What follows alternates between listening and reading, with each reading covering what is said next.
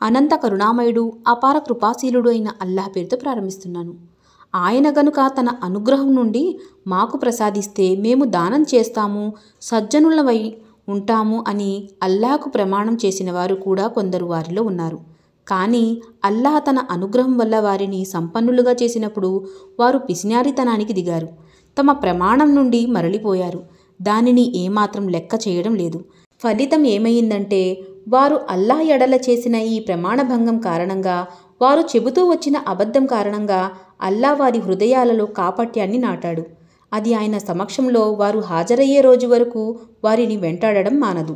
వారికి తెలియదా అల్లాహ్కు వారి గుప్త రహస్యాలు, వారి రహస్య సమాలోచనలు సైతం తెలుసునని, ఆయనకు సమస్త అగోచర విషయాలు కూడా పూర్తిగా తెలుసని? ఆ పిసినారి సంపన్నులను ఆయన బాగా ఎరుగును. సంతోషంతో, ఇష్టంతో విశ్వాసులు చేసే ధన త్యాగాలను కించపరుస్తూ వారు మాట్లాడతారు.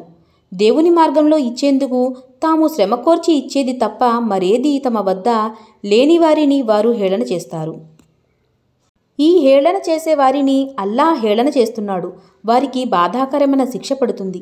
ప్రవక్త, నీవు అటువంటి ప్రజలను క్షమించవలసిందిగా విజ్ఞాపన చేసినా చెయ్యకపోయినా ఒకటే. ఒకవేళ నీవు వారిని క్షమించవలసినదిగా 70 సార్లు విజ్ఞాపన చేసినా అల్లాహ్ వారిని ఎంతమాత్రం క్షమించడు. ఎందుకంటే వారు అల్లాహ్ను, ఆయన ప్రవక్తను తిరస్కరించారు. అల్లాహ్ దుర్మార్గులైన ప్రజలకు మోక్ష మార్గం చూపడు.